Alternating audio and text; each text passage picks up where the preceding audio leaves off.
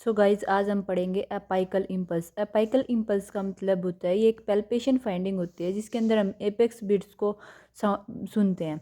अब ये जो है अपाइकल जो इम्पल्स होती है वो क्या रिप्रेजेंट करती है, वेंट्रिकुलर सिस्टोल को। Ventricular systole means 80 ml blood out from pulmonary artery and 80 ml out from the aorta. This is stroke volume. Apical impulse को हम किसके साथ मैच करके देखते हैं, रेडियल आर्टरी पल्सेशंस के साथ। अगर हमें ये डिफरेंस जो है 10 से कम देखने को मिलता है तो ये नॉर्मल पल्स डेफिशिएट होता है। If values does not match, अगर पल्स डेफिशिएट के अंदर हमारी अपाइकल इम्पल्स की और रेडियल आर्टरी पल्सेशन की वैल्यू मैच नहीं कर रही तो इसका मतलब क्या होता है, due to weak pulse. Sometime ऐसा भी हो जाता है कि जो हमें अपाइकल इम्पल्स सुनाई दे रही है वो ईजिली सुनाई दे सकती हैं, बट जो रेडियल आर्टरी पल्सेशन होती है वो वीक होती हैं। तो समटाइम पल्स डेफिशिएट इस वजह से मैच नहीं हो पाता।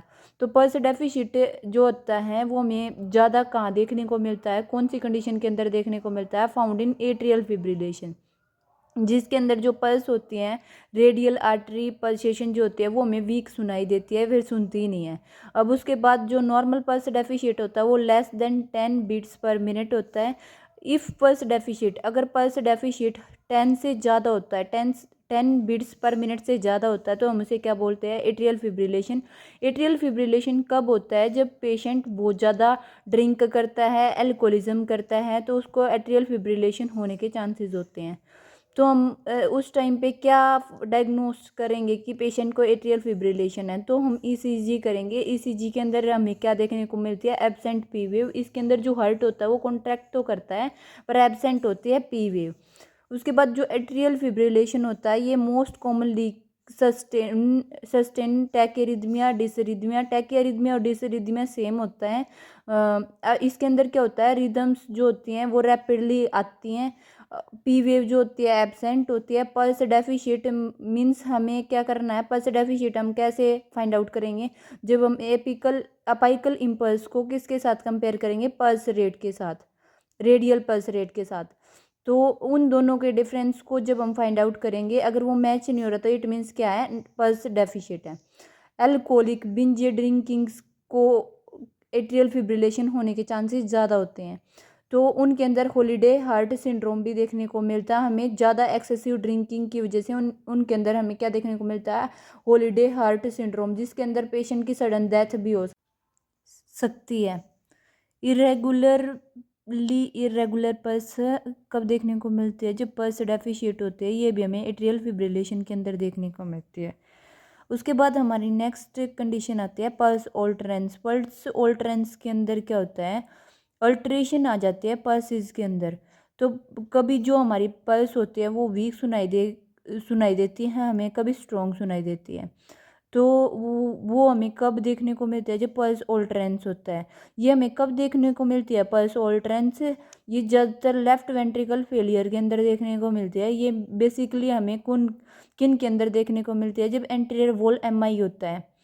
ये ये किसकी वजह से होगा, anterior wall MI, due to this left ventricle blood supply damage, क्योंकि लेफ्ट वेंट्रिकल की ब्लड सप्लाई डैमेज हो चुकी है और ऑक्सीजन भी प्रॉपर नहीं पहुंच पा रही है हार्ट वॉल्स के पास। तो वो हमें देखने को मिलते हैं एंटीरियर वॉल एमआई के अंदर। नेक्स्ट होता है हमारा पल्स पैराडोक्सिस। पल्स पैराडोक्सिस क्या होता है, ये हमें कार्डियक टेम्पोनेट वाली कंडीशन के अंदर देखने को मिलता है। इसके अंदर जो पल्स होती हैं वो प्रेजेंट तो होती हैं बट वीक होती हैं। क्यों वीक होती हैं, क्योंकि हार्ट के जो आउटर मोस्ट एरिया होता है उसके अंदर क्या हो जाता है, फ्लूइड एक्यूमुलेट हो जाता है, due to more fluid accumulate outside heart. जैसे कि अभी आप पिक्चर के अंदर देखोगे, ये हमारा हार्ट है, उसके बाद जो ये फ्लूइड है नॉर्मली मतलब लुब्रिकेशन के लिए पेरिकार्डियम लेयर के पास फ्लूइड तो प्रेजेंट होता है, पर वो लुब्रिकेशन के लिए प्रेजेंट होता है। फ्लूइड जो है नॉर्मल से ज़्यादा फील हो जाता है इधर, तो उसे हम क्या बोलते हैं, पल्स पैराडोक्सिस। इसके अंदर क्या होता है, normally near to heart 20 to 50 ml blood present होता है for lubrication, but medical emergency होती है ये एक, जिसके अंदर हमें क्या करना होता है, पेरिकार्डियोसेंटेसिस करना होता है, मतलब इस फ्लूइड को नीडल की हेल्प से एस्पिरेट करना होता है और रिमूव आउट करना होता है इधर से, ताकि हार्ट ईजिली कॉन्ट्रैक्ट और रिलैक्स कर पाए। क्योंकि अगर बाहर ज़्यादा फ्लूइड इकट्ठा हो रखा तो वो हार्ट के ऊपर प्रेशर अप्लाई करेगा, और प्रेशर अप्लाई करेगा तो हार्ट जो होगा कॉन्ट्रैक्ट और रिलैक्स नहीं कर पाएगा ईजिली और प्रॉपरली।